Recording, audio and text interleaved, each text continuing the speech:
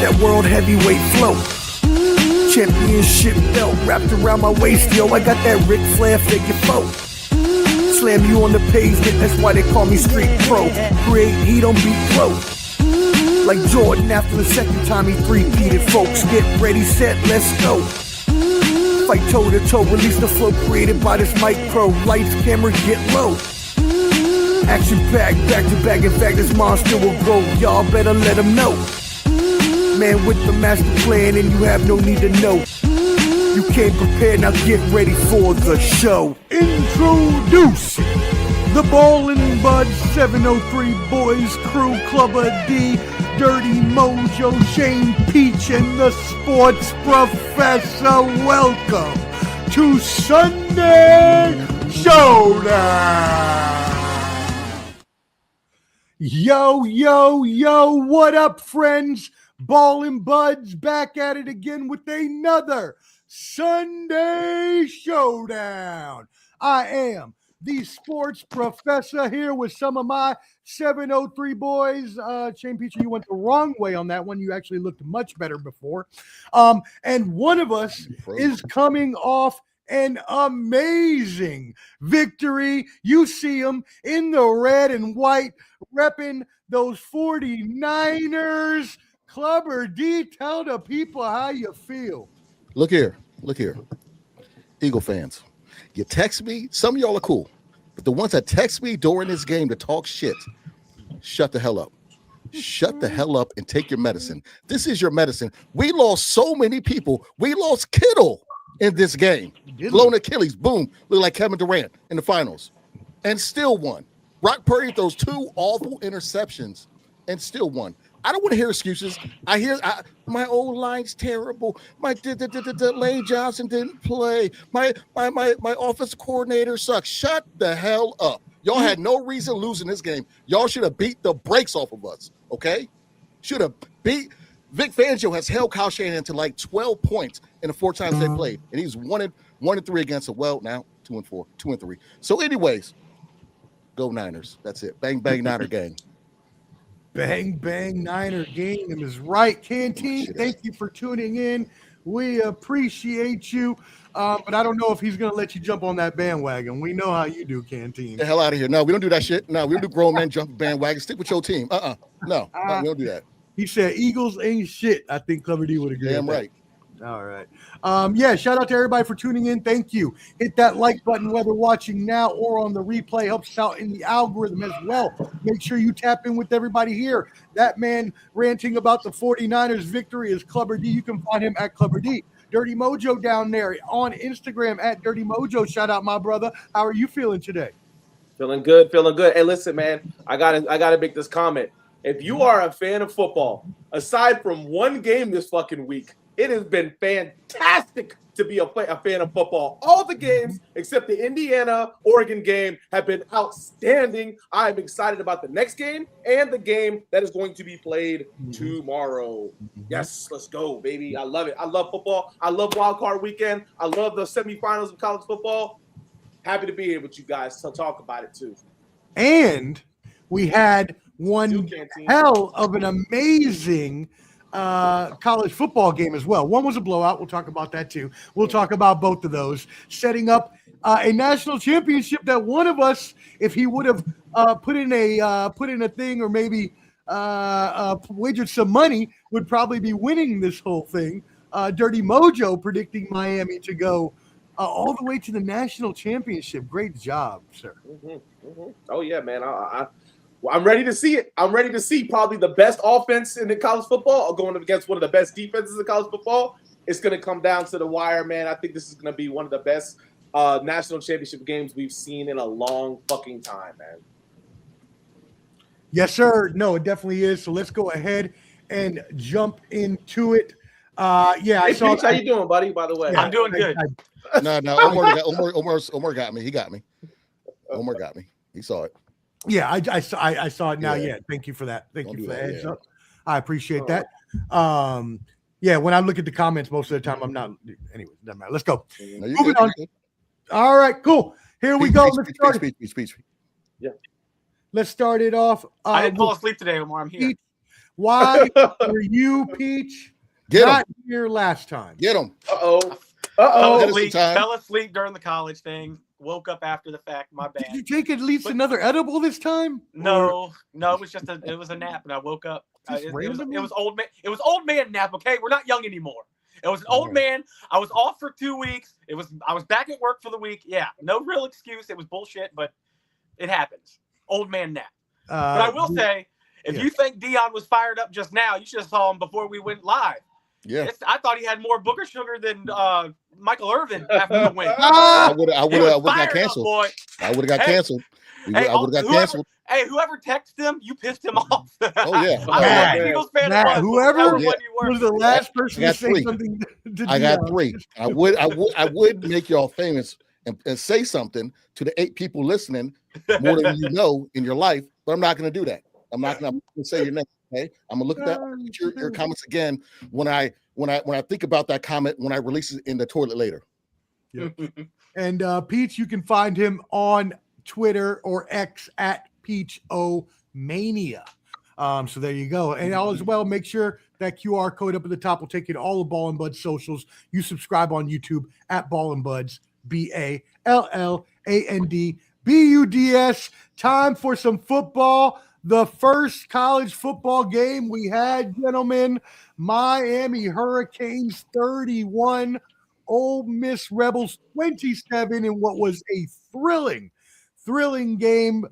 Dirty Mojo, you've been calling the Miami Hurricanes all along.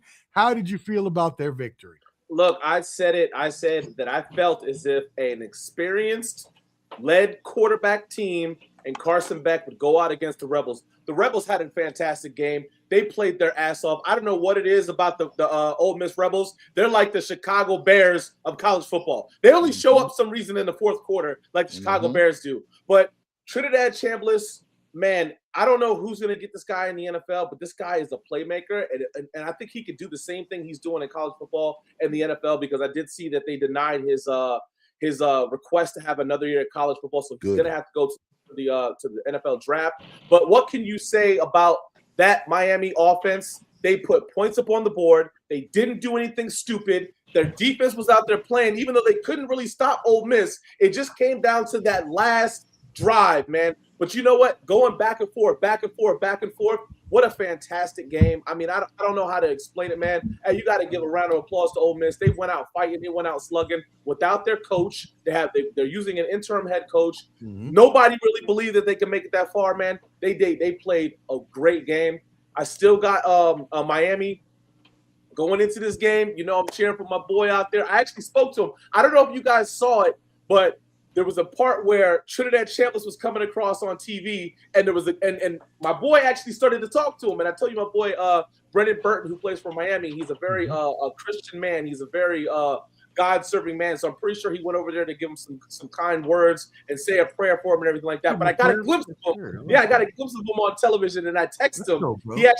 He actually called me the next day and told me that he got my text and saw me, told me God was good. He said he was getting ready to get back on the plane to head to Miami, to get ready to head on the plane to head to Miami. And I told him, I said, I need to get one of those University of Miami championship shirts if you guys win. He said, no problem, coach. When I come back in town, I'll have one for you. So I'm really excited about him. I'm really excited about that. And what a fantastic game, guys. What do you guys think about it?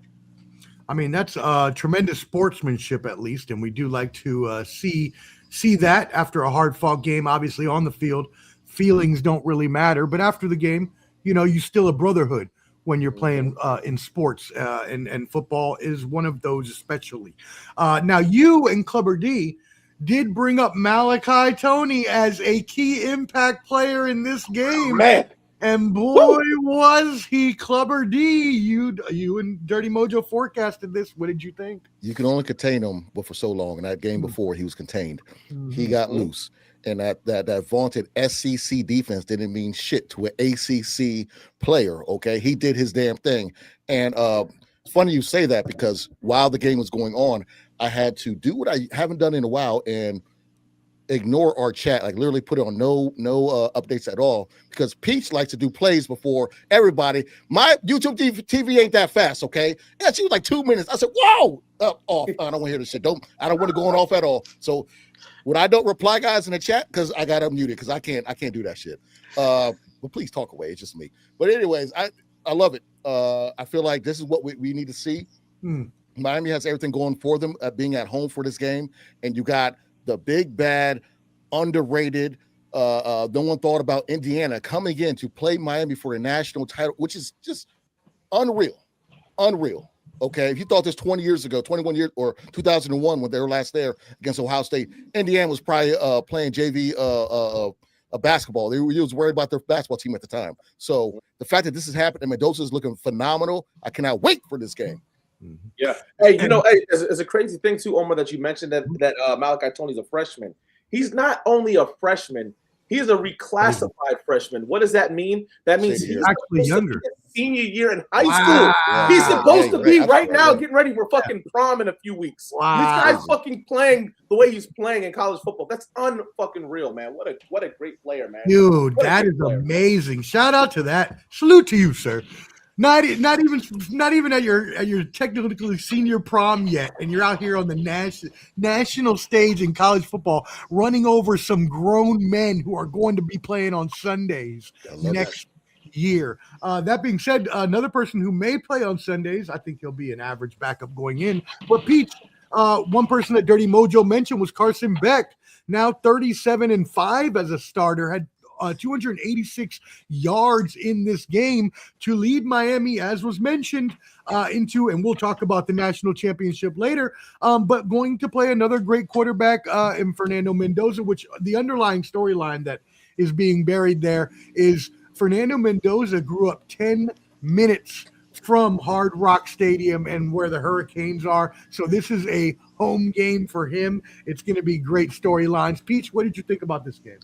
It was fantastic. And am I the only one having the issue in remembering the games because they all ended at the last second this weekend? My God. Like, I got to sit here and think, oh, wait a second, that's what happened, right? And you're right. Beck is fantastic. I think he's the new Tebow of college football. I don't think he's going to be great in the NFL, but man, he is a beast and a winner in college football. As far as Chambliss goes, what a performance, right? And I know he wanted to stay in college, guys, but hey, man, your stock ain't going to get any higher, bud. I'm sorry. You need to go. Jump in, go make that money in the NFL, and play some ball. But, yeah, man, what a great game. Beck with the big touchdown at the end to basically seal it, even though, Chambliss drove him down, had a prayer of a chance. So there was that. But, man, hell of a game. The championship game should be great. Indiana looks like a force, though, guys. I don't know if they can be beat. I mean, they are good on all three phases of the game: special teams, defense, offense. They look unstoppable right now, and I would be shocked if they don't win the national championship. And yeah, we'll talk about that win that they had over Oregon here in just a little bit. But as Dirty Mojo and you, Peach, just mentioned, right? The type of team that they are, right? The type of experience that this Miami team will only help them in this, national championship game. Indiana, as we mentioned, they got an experienced quarterback in Fernando Mendoza, but this Indiana squad, this is the first year they've actually, been so good as they are. And although they've breezed so far through the playoffs for the most part, especially in the last game, which we'll talk about in just a second, I don't think that Miami is going to be as easy as a challenge. Now, I think Oregon, and again, we'll talk about it in a second, just their defense completely failed them in this game after we talked about, after we talked them up, because they are a good defense. They just weren't able to handle Fernando Mendoza in that squad. But just to finish off on this game really quick, Miami, as we all know, did not even represent the ACC in the conference title game. But what they will get is all of the ACC's money from this national championship run that's usually divided up. The ACC came out and said Miami's going to get all of it, and I think that's well-deserved, considering they weren't even able to represent in the conference championship. On the other point you made, Trinidad Chambliss. I'm glad for him that they denied him, because this is a blessing in disguise for that young man. He needs to go now to the NFL when his stock is highest, and he can try to get, maybe a Cam Ward type of situation with the team that maybe, hey, look what Tyler Shock or Shook or however you want to say it did this year. Mm-hmm. If you have, as we talked about last week, development, the coaches, the system to develop these players in the right way, well, then this is what you turn out. And we've talked about it for weeks. It's a weak quarterback class. It's perfect for him to jump in, right? Mm-hmm. He goes and has a great combine. He's going to fly up the boards because it's a quarterback league, gentlemen, and you know how them guys just fly up draft boards. Yeah, yeah, and you got a great point. And I mean, for him to come into Ole Miss this year, step in the way he stepped in after Jackson Dart exited the scene. Yo, he played great the whole season. True. His season was more overshadowed by what happened with Lane Kiffin. If the Lane Kiffin shit didn't go about, we would definitely be talking about him as one of the top quarterbacks in the draft. Because true. Lane Kiffin was the guy that was that the left. Everybody kind of wasn't really looking at him. He played great the whole fucking season. This isn't really a surprise to a lot of people that have been watching this guy. It's more of the surprise for people who are saying, who, Ole Miss? Okay, cool. What are they doing? Lane Kiffin. But then they get to see this kid fucking play and that team play. And they're like, holy, wait a second. This kid is really fucking good. He makes great plays. He makes good decisions. He takes care of the ball. He can run. He can fucking throw. The kid is phenomenal. It wouldn't surprise me if he's a first round pick. And Peachman, you made a good point. You go out there and you do something crazy in your pro day. You go ahead and do something awesome in the NFL Combine. Man, he's going to skyrocket up that draft board if he hasn't already done so. Mm-hmm.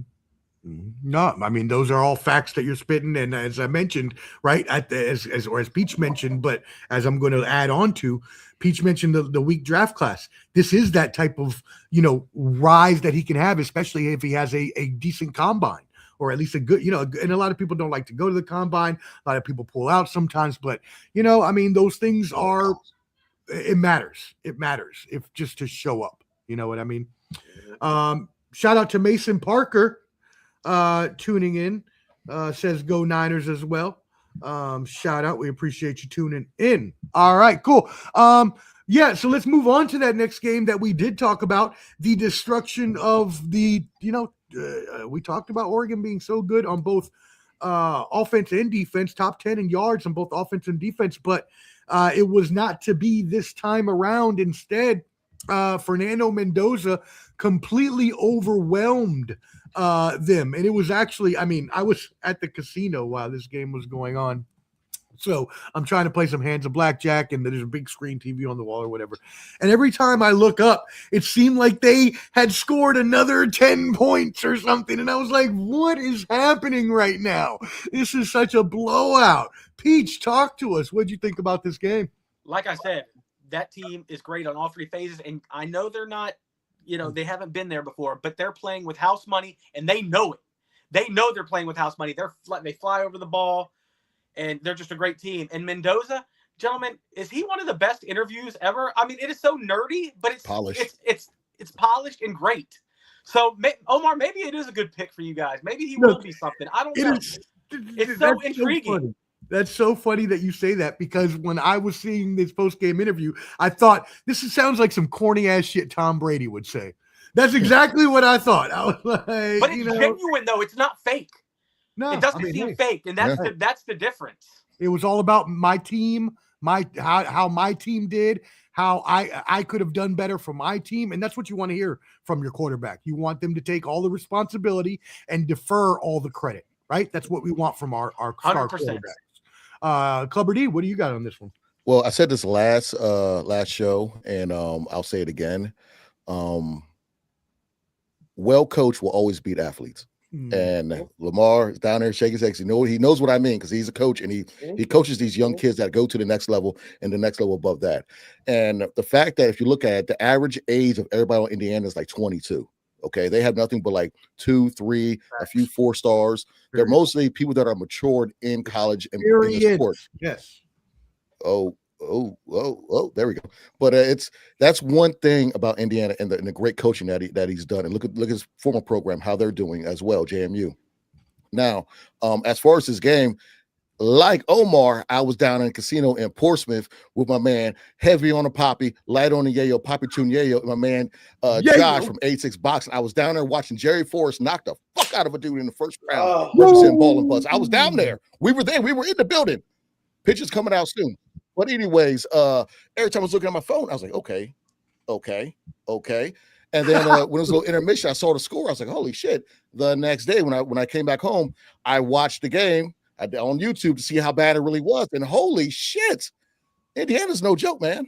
Now, it could be one of those things where, okay, they played each other before, same conference. I don't believe that. This team is for real. And all the naysayers are going to see this, unfortunately, for Miami on Monday, whenever they play. No, that's Monday, right? They played the 19th. Yep. And we'll actually there we go. It's on the 19th. So okay, yeah. So you're right about that, though. Is that this team, even though we would never have expected this university to be in this position, they are able to, if they complete this season, be one of the best teams of all time. The way they performed over the whole course of the season, and they would also be 16-0, which is just tremendous, right? With this new era of college football playoffs where we have more games. Now it's a complete NFL season. That's 16-0, a complete damn NFL season, right? We celebrated the scam Patriots when they did it. Anyway, so Indiana, we'll try to give Big tonight. Well, we'll see. Try to give Big Ten their third straight national title after Ohio State and Michigan. Dirty Mojo, what are your thoughts on this game? So I want to talk about the bullies, right? We all grew up knowing about bullies, right? I want to talk about the bully Oregon Ducks. The bully Oregon Ducks did what a couple weeks ago? Ooh, might be you, Deanna. Not what me, is going on? The bully Oregon Ducks did what a few weeks ago? They beat up on JMU. And what did JMU do? They called their big brothers from Indiana who transferred from JMU and made a call. And the big brothers from Indiana said, don't worry, I'm going to beat the shit out of these motherfucking boys for you guys. I'm going to get the payback on you guys over there. And that's exactly what they did. Those boys from Indiana came out there and completely dominated Oregon. Now, this is one thing about Oregon that I dislike.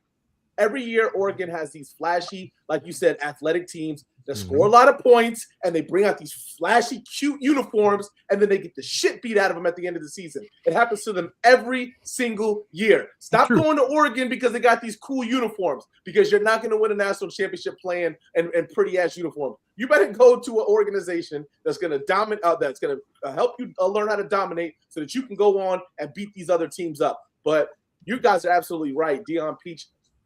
Every time I looked up, it was a score. It was a score. It was a score. From the first game in Oregon, the game 30-20, this was complete obliteration across the board.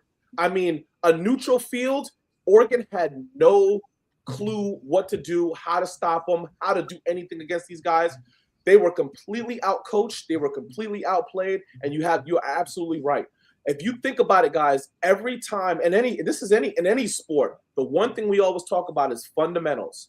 Fundamentals, right? When you can teach fundamentals and you can be a very coached team, you'll beat athletes all the time. And that's exactly what you saw. You saw great blocking, great tackling, great football, everything across the board, man. You guys know I do want Miami to win, but damn it, the way Indiana played, good.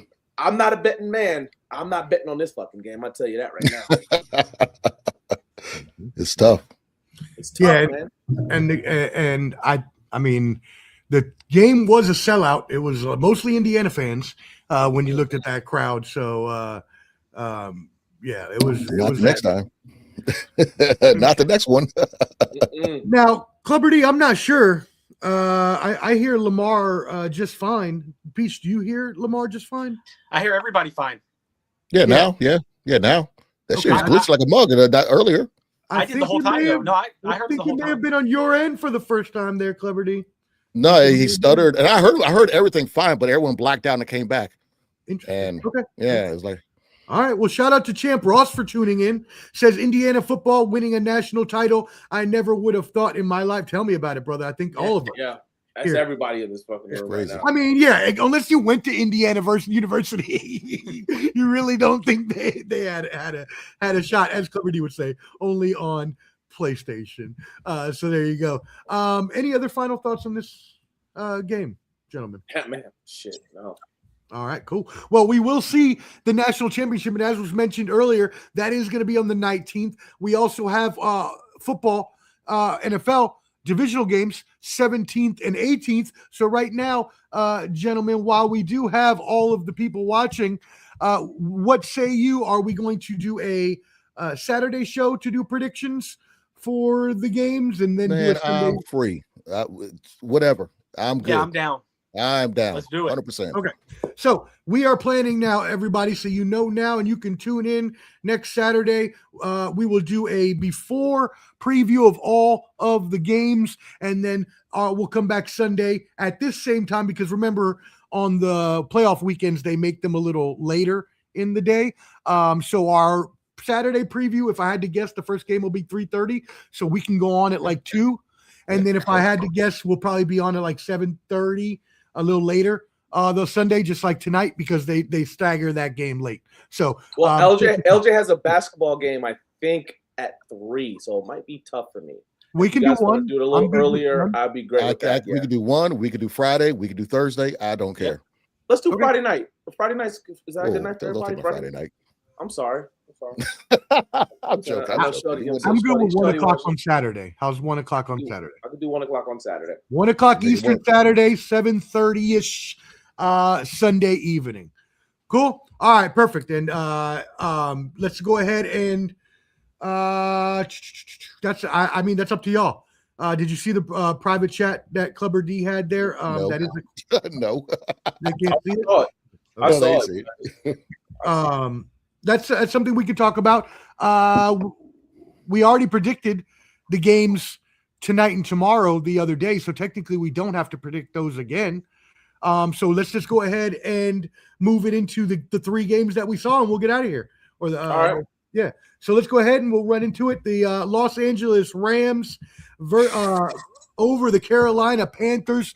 Man, when I first saw that Matthew Stafford was not having the greatest of games and the Carolina Panthers were really making a run for this, I started to think, man, the Carolina Panthers, are they for, like, we kept thinking, like, inconsistently all season, are they really for real?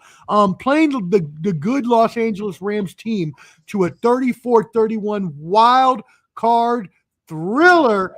Clubber D, we'll start with you on this one. This is your division with the Rams. What you got? It's kind of like what I said before, and I wanted Trevor Lawrence to do the same. He kind of did, kind of didn't. Bryce Young grew up. To me, Bryce Young played okay. He played great to me. You could be the first pick overall. Nobody wanted him. Everybody wanted to kick him out of town after his rookie season. He's come back and done this. It's not his fault. Some of the throws could have been whatever down the line, but that last ball to Horn was catchable. That ball earlier on that 3rd down play to Chuba Hubbard was catchable. So if it wasn't for those things and the defense not holding up, they should have won this game. So I'm 100%. They just need a little. They're that team that's like, I won't say there, but they're like right close to being there. And they're competitive against Matthew Stafford, who we said that should be MVP, and they play well at home. So I'm more so on the future of what the Panthers can be, more so than the Rams winning this game, because you got the big bad wolf of Matthew Stafford. You got the big bad wolf of Puka Nacua. You got the big bad wolf of Devontae Adams. You know what I'm saying? So you're supposed to do all this stuff. The Panthers, everybody thought it would be an easy win just like that. So for me, my props goes to Bryce Young and the rest of the Panthers. Dirty Mojo. Yeah, I want to talk about the Carolina Panthers here because, even though the Carolina Panthers played a really great game, they still kind of have those inconsistencies throughout the season. So yes, they are that team that is building themselves up. I don't want to put them on the category of a Rams team next year or a Seahawks team or something like that. I do see them getting better. Yeah. No. Yeah, I see them getting better because you still have these games when you're like, oh, wait a second, man. Bryce only threw for 120 yards, no touchdowns there. Yeah. You know what I'm saying? So he did have a great game yesterday, and I don't want to take that away from them. And even the game that they had against against the Buccaneers. They lost that game, and it's a weird situation going on over there in Carolina. But yes, they do have the ability to win that division again next year, which can put them in there. Peach made comments before about wanting to see the Bucs in there because the Bucs are going to give us a better performance against these teams, and we can say hell no.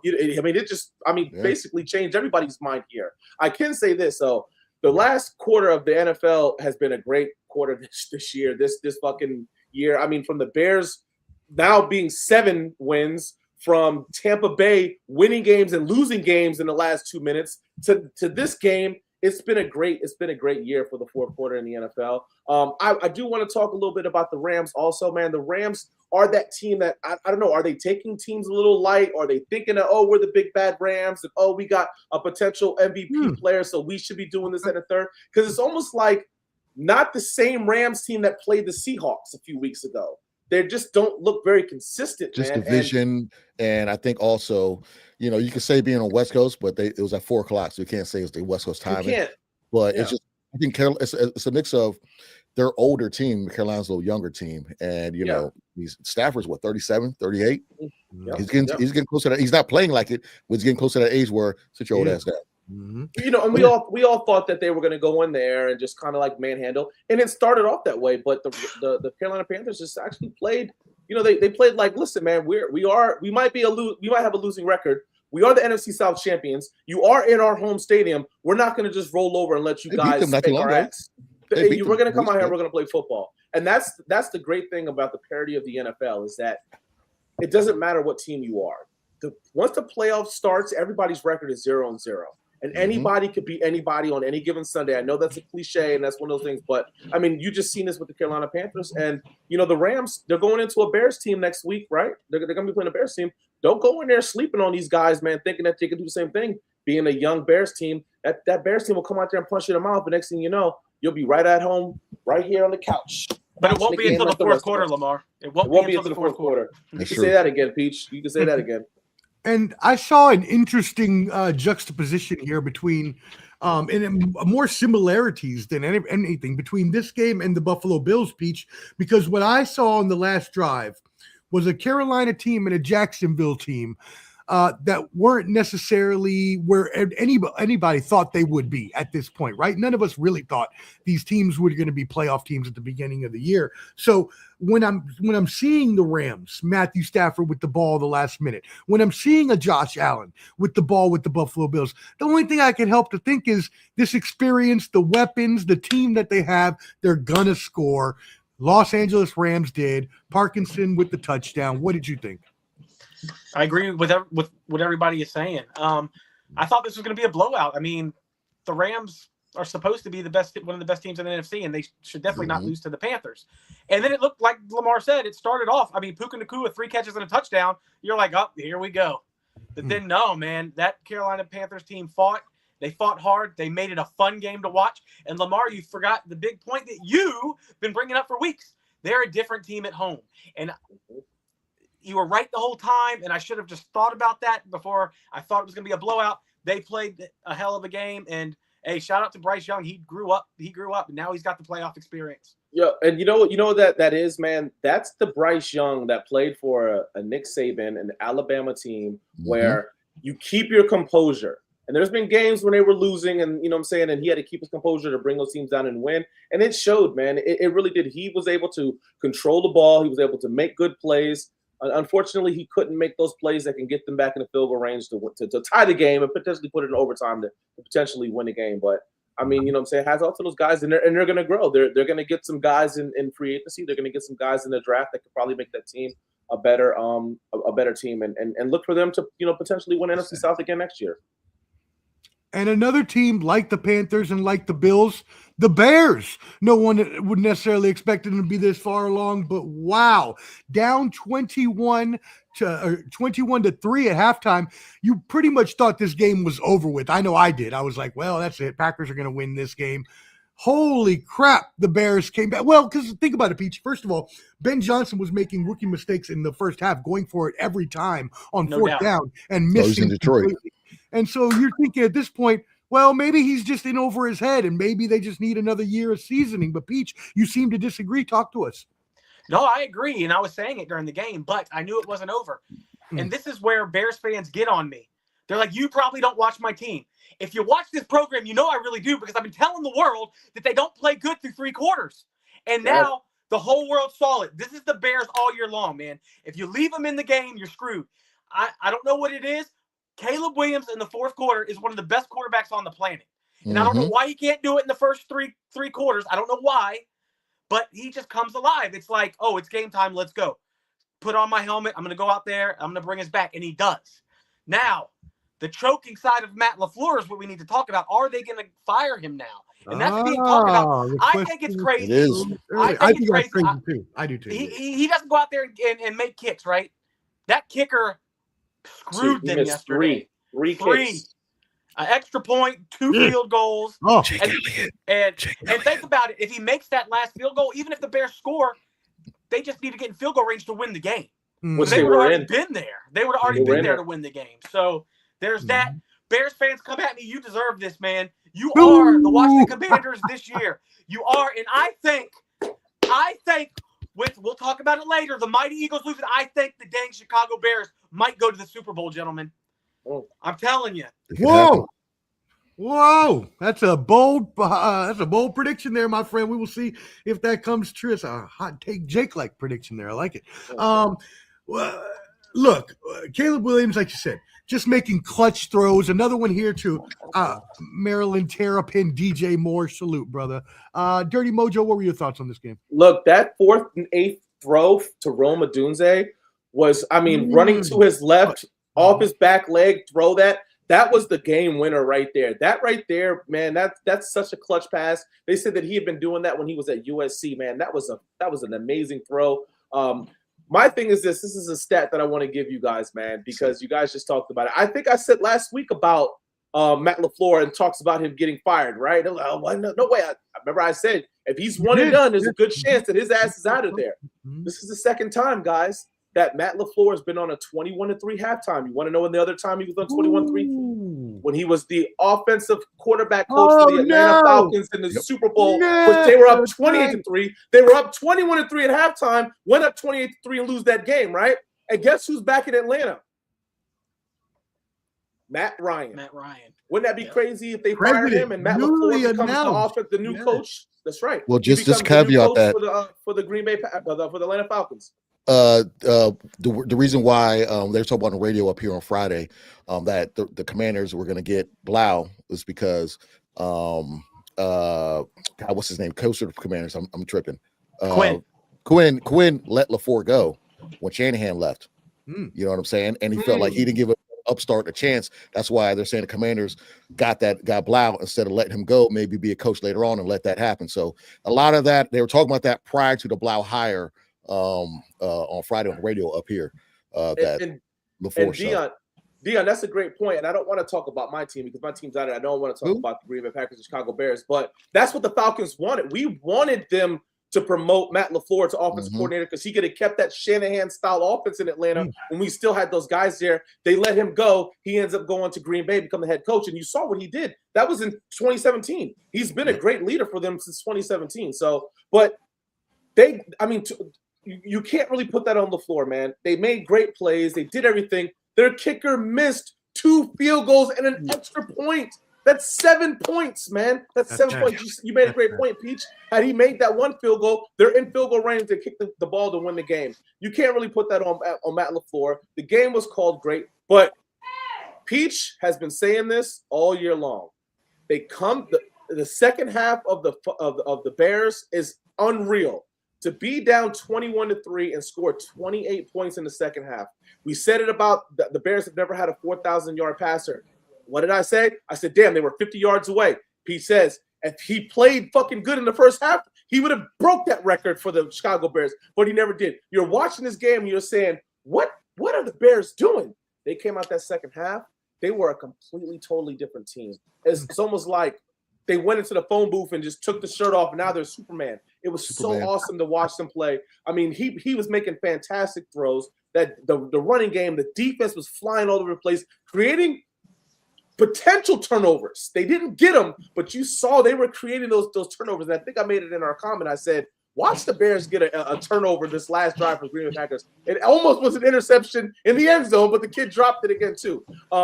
Yeah, the Bears are a scary team. The Bears are a really scary team. If the Bears can figure out how to play in the first half and make a complete game, they are by far the favorites in the NFC if they can do that shit. He looks like Rick Strossman in the first half. Them picks were horrible. And then the second half comes, and it's like a whole new player. And I do want to say this. This is off subject, but it's about the Bears game. I'm a security guy. I've been doing security for over 20 years. How in the hell are they letting real cheese graters in the stadium? Real cheese graters, yeah. Real cheese. Can you imagine a drunk fan sitting next to the cheese grater? I'm like, nah, I ain't fighting today. Not today. No, you're about to get Abdullah the Butcher on. That's what you're about to get. We got freaking Sandman and Public Enemy out there, Right. Somebody has to get fired. Some security has to get fired for that. I was like, it's my man. Sabu out there. Rest in peace. Yeah, I said, is my man shredded mozzarella on the sideline? Like, what is happening? Keep it coming. It's like you being an Olive Garden. Keep coming. Don't stop. Keep shredding that cheese. Keep shredding more. There you go. I'm done. Well, we will keep it moving on to the Bills' victory over the Jaguars. My bad, Dion. Go ahead. My bad.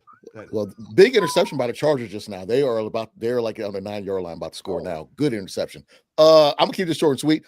Shout out to the homie Ernest, heavy on the poppy, light on the yayo for letting me stay tonight. Great hospitality. You and your wife hung out, everybody. So that night, I was stuffy nose. I brought my CPAP machine down, but I had a bad stuffy nose, so I couldn't really sleep that well.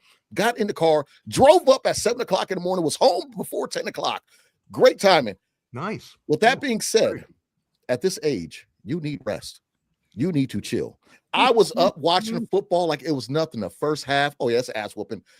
For some reason, when you recline that seat back, you start biting the air. Okay, one snore turns into another snore. I literally woke up at 4 minutes left in the fourth quarter after sleeping through halftime in that. And thank you, Jesus, for waking up at that time.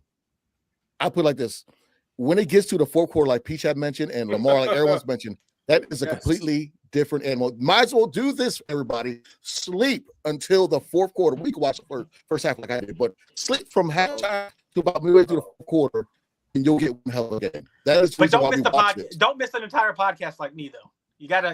Don't do that. Don't do that. But literally, this is amazing what he's doing. I've never seen stuff like this before. But I'm not going to repeat what everyone else said. I'm just happy that I caught the tail end of it. And the Bears going to the Super Bowl, that could be plausible. I'm mad at myself because I had a snoring soundbite and I can't find it right now. That's hilarious. All right. I don't snore anymore because I got my CPAP machine. Thanks to my man Dion. There you go. Want me to get it. Save my life, man. You saved my life, Dion. About time. You sleep with that damn pillow, that feather going up and down when you're snoring.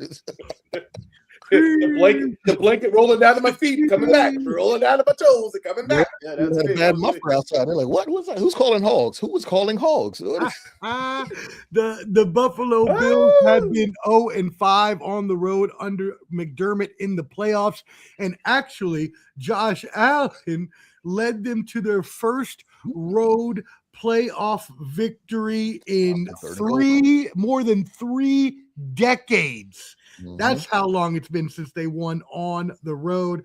Clubber D, let's start with you on this one. So Josh Allen did what Tyrod couldn't do. Tyrod got them to the playoffs and started this whole stuff. Josh Allen's rookie year. Josh Allen took that next step and got them their first playoff road victory, since, like you said, 30 years. This game was back and forth. I actually had the Jaguars going to win this game, and shout out to Parker Washington. He showed his ass. Brian Thomas came out for like two catches. I was completely wrong on that one, but I honestly thought that this would be the game that Trevor Lawrence, would take that next step. I'm not gonna put him in the same category as Bryce Young, because Bryce Young, is second year in the league or whatever. But Trevor Lawrence, you should have won this game. I'm sorry. When your knee hit the ground prior to getting that first down by the goal line, little things like that. I know you can't catch the ball, but you gotta do a little more. I'm a little disappointed in the Jaguars because they could have made some noise in the playoffs. But shout out to Josh Allen, Gabe Davis and that hit. I did not like that hit that dude who took his knee out. I can't stand that for receivers. Reminds me of Brandon Ayuk. But shout out to the Bills. They're a scary team. They are a scary team. And not Tampa Bay, but the Broncos, right? They got the Broncos next, or we're not too sure yet.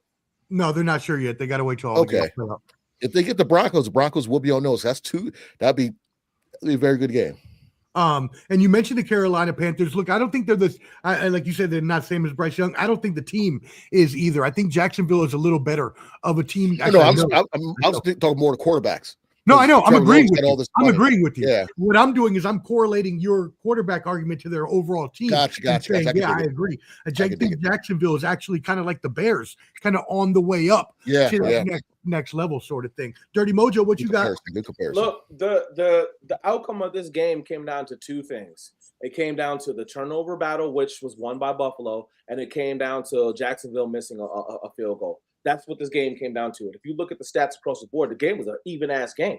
The numbers are pretty similar. You know what I'm saying? You had 2 turnovers by Trevor Lawrence, 2 interceptions. You had the missed field goal. You had a fumble by the Buffalo Bills. But the stat-wise, one of the best games out here to watch too, because it was a very, very competitive, even-fought matchup between the two. The Buffalo Bills were able to pull it off because of that last, of course, in the fourth quarter, they were able to go down and drive the ball. But it sucks because if you watch the last 2 games that we're talking about, you can say all 3 of the games. Well, if you watch the last 2 games between the Carolina Panthers and the Rams and Buffalo and Jacksonville, those were going back and forth, score. It's a shame that those 2 teams weren't able to drive to kick that field goal to send it to overtime to see what else it could have went. And I think you said it. Was it you that said it that Peach, when you said about the Carolina was they got to be sick on that one pass that was completed to score the touchdown because they played such a great game.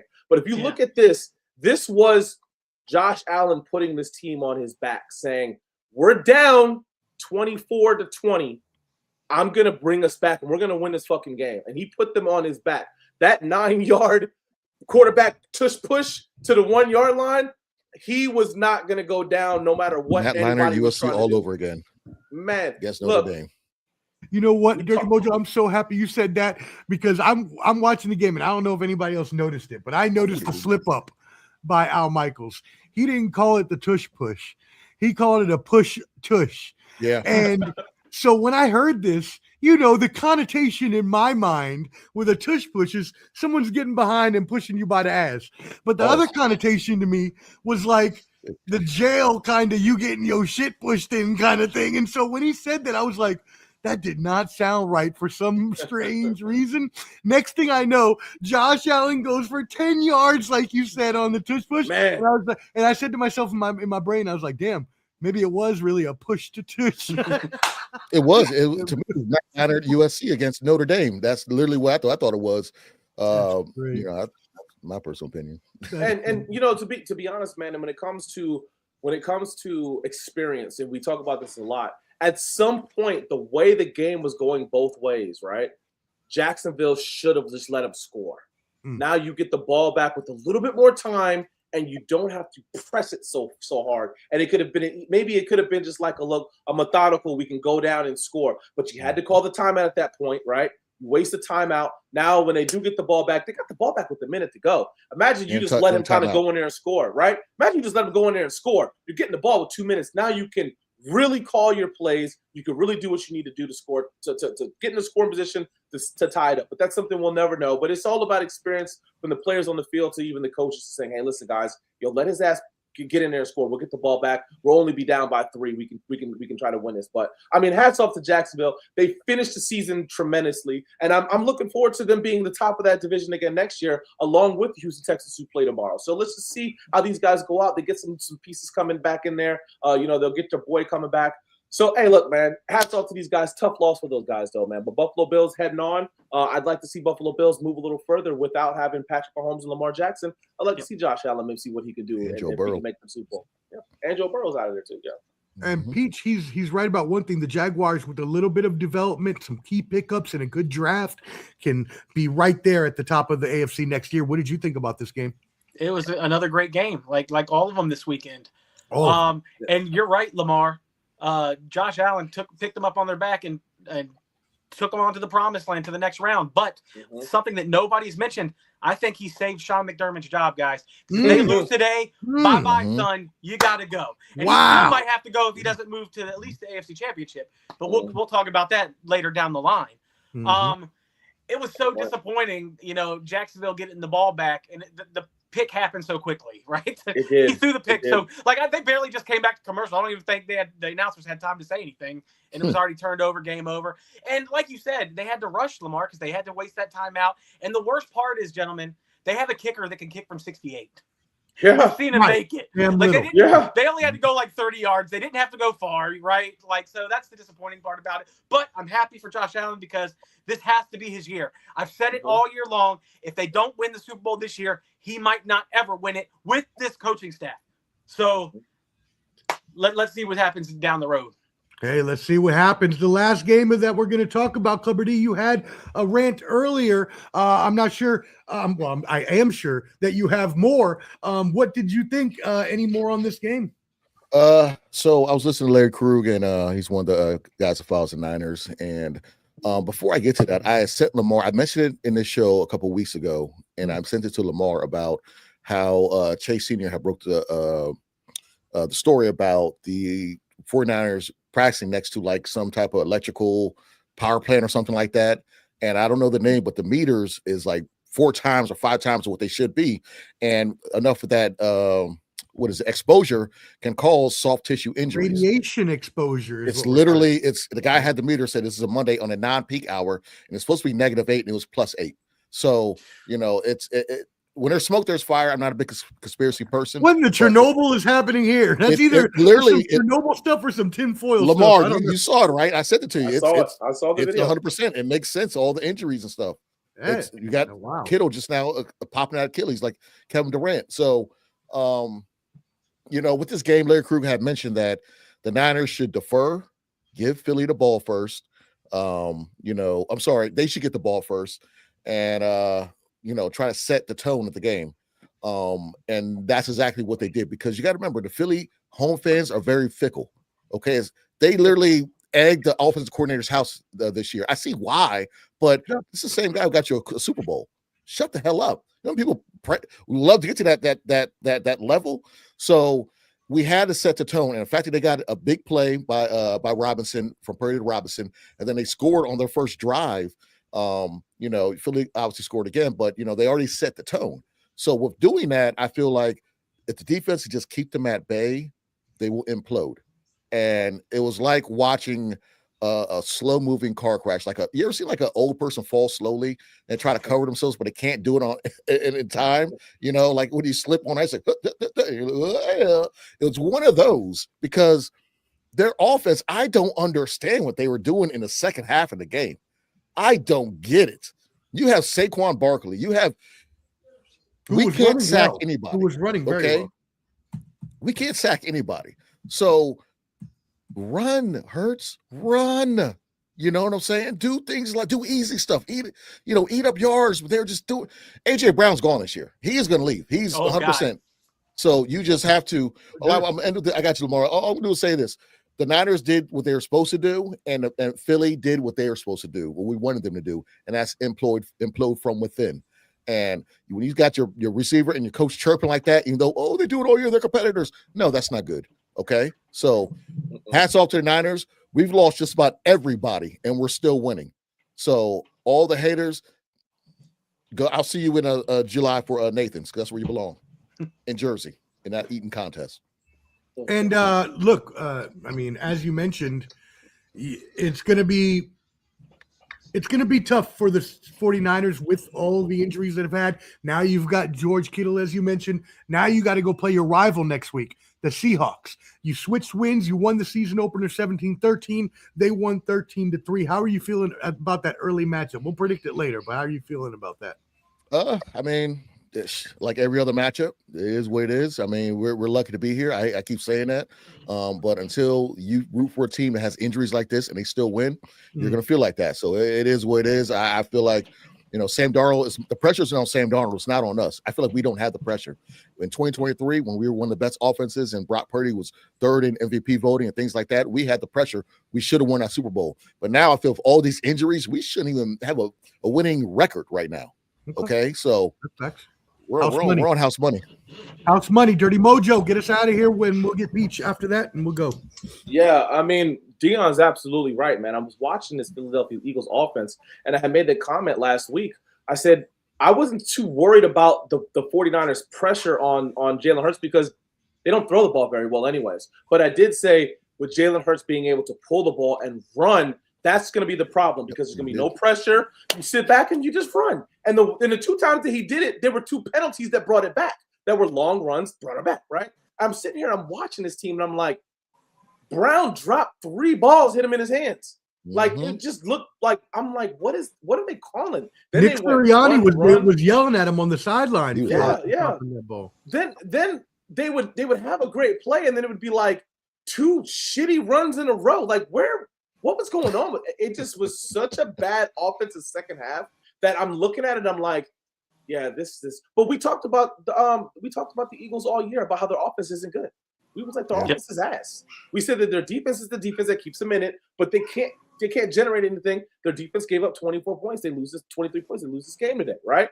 But absolutely, I'm 100% behind what Dion said. It was like watching old person fall. It was like what is this offense's ass? It's terrible. They weren't throwing the ball to Saquon out of the backfield. And when they did throw the ball to the running backs out of the backfield, Jalen Hurts was missing them. They had to make an acrobatic high turn catch. Then by the time they came down, the guy was on him to make a tackle. There was nothing smooth about this. What Jalen Hurts finished with 145 yards? It was bad football. Jalen Hurts should have been dialing up just running the ball between us. Let's just run the ball down these guys' throats because they cannot stop us. Let's figure that out. But they didn't do that, man. They tried to do something that they weren't good at, and they lost. And yeah, AJ Brown's going to be out of there.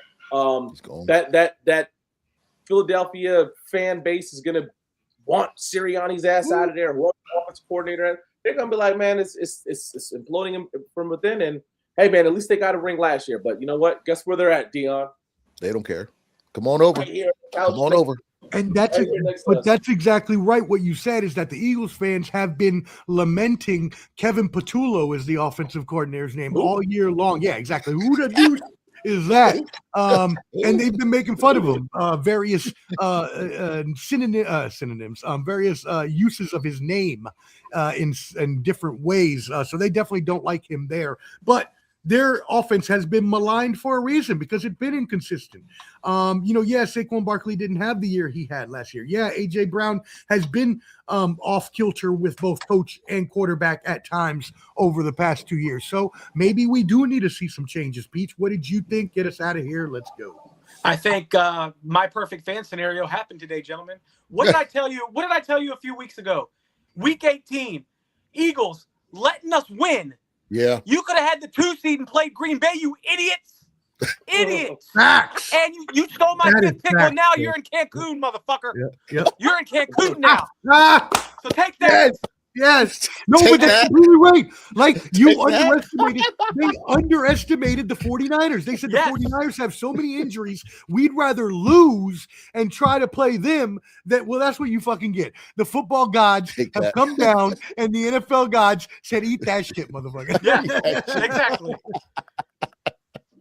It was a great day. It's a great day to get them out of here. So there's that. Hey. As far as the Niners go, Dion, your quarterback tried to give the Eagles the game with them horrible picks, man. Trust me, he looked like dog shit. I'm sitting there. I got a homeboy. Not to cut you off, Peach. I got a homeboy who's a Niner fan. He hates Purdy, so he's sitting there like just da da da da. I said, don't cheer. Don't cheer on the last drive. Don't cheer on the first drive. If you hate him, you cannot cheer. You don't even like this win. All right, so shut up. But yeah, he played like dog shit. I can't. I got those space, man. He like dog. He was good when we needed it, but those interceptions were just, I know the wind was going, but those were just, that's bad. That's bad. Wind had nothing to do with throwing it when the guy's blanketed. I mean, come on. True. Like, that's true. Wrong read. It was a little lollipop, and I was like, oh, come on. You could have won. You could have sealed this game with this drive. You know what I mean? Take some time off the clock. But yeah, but it's going to be tough for them because of the injuries. They're a good team, and they have good coaching, so anything can happen. And we all know that the Seahawks quarterback turns into a pumpkin at some point this time of year. You are waiting for you're that. already You are leading waiting my for that, prediction. bro. I thought about that right when San Francisco won. I was like, oh, Darnold going to be seeing pumpkins, ghosts, and turning into a pumpkin. You're going to be seeing pumpkins. And That'd be great, too, if he saw pumpkins. That's what my homeboy who's a Niners fan who hates Purdy, he's like, oh, Darnold's better or Kirk Cousins is better. I'm like, dude, do you watch football? Do you watch football? Stop being stupid, people. Golly. All right. Hey, I will say this, though. I will say this about the 49ers, man. If they do have to play a team that can throw that football, because the Eagles could not throw the ball, and they are going to have a tough, man. Dion, I actually was, because this is the one time I actually got to watch the 49ers defense the whole game, not just flipping around. Man, it is, woo, man, not having any kind of pass rush. Shit, man. Just like the Bears game that we won, okay? The last 7 games or whatever, Brock Purdy's been number 1, 2, and 3 in a lot of quarterback stats. And we've been putting up a lot of points. So to hide the defense has been putting up points. It's just the last 2 games haven't really been like that. But caveat to that has been, like I told, I think a show before ago, it's not about the sacks. It's about getting the quarterback off his pivot, getting him moving around, getting him pressuring him, not sacking him. Because if we get him off his foot, whatever is his zone, then a play might go in our favor. So I think that's the style or what they're going for, because they know they can't sack him. So might as well just get him moving around and break the rhythm up. That's what I'm looking for. Get him moving, get him thinking, like you said, break the rhythm, get him off his footwork, which affects your accuracy. And hey, look, y'all, if y'all stay tuned to Sunday Showdown, we are number 1, 2, 3, 4, and 5 on your top list of NFL and CFP shows. And look, you didn't miss anything because we've been a lot more fun than this game has thus far. The Patriots just kicked a field goal to go up 3-0 with 13 minutes left. We will get you out of here now so you can go watch that game. Tune in with Clubber D at Clubber D on YouTube. Dirty Mojo at Dirty Mojo on Instagram. Peach O-Mania is Shane on X or Twitter. QR code up there at the top. Social media at Ball and Buds on YouTube. BALLANDBUDS. Any final thoughts, gentlemen, before we go? I got one real quick. Shout out to my homeboy. Shout out to Breezy. Y'all know who he is down in Fredericksburg, where the hell you live at down there. Shout out to my homegirl Tam. You guys are Philly fans. You guys took it like a champ. Bang bang. Niner gang. What you got? Anybody else? Peach, Dirty Mojo. Hey man, just hoping for more football, man. It's sad that the season's coming to an end soon, but it's been fantastic while we still got it. So that's all I'll say.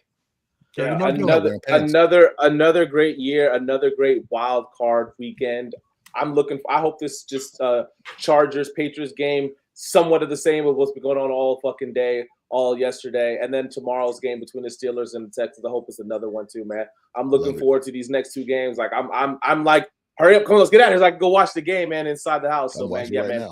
Hey, yeah, I know, right? I'm in the clubhouse. You always gotta have the second computer, man. Look, I got another one over here. Right on my phone, right now, looking at this bad boy. Hey, and look, this was another great show here at Sunday Showdown. We appreciate everybody that tunes in. And look, the season may be ending, but we're still on fire. Tune in next Saturday at 1 p.m. Eastern and next Sunday 7:30-ish, 7:45-ish Eastern for Sunday Showdown. For Clubber D, for Dirty Mojo, for Shane Peach, I am the sports professor, Omar Fonseca. We will see you next week. Come on, MC Steaks, Philly!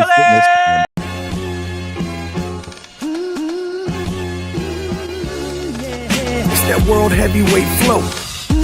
Championship belt wrapped around my waist, yo. I got that Ric Flair figure foe. Slam you on the pavement, that's why they call me Street Pro. Create heat on beat flow. Like Jordan after the second time he three-peated. Folks, get ready, set, let's go. Fight toe to toe, release the flow created by this micro. Lights, camera, get low. Action packed, back to back. In fact, this monster will grow. Y'all better let him know. Man with the master plan, and you have no need to know. You came prepared, now get ready for the show. Introducing the Ball and Bud 703 Boys Crew, Clubber D, Dirty Mojo, Shane Peach, and the Sports Professor. Welcome to Sunday Showdown.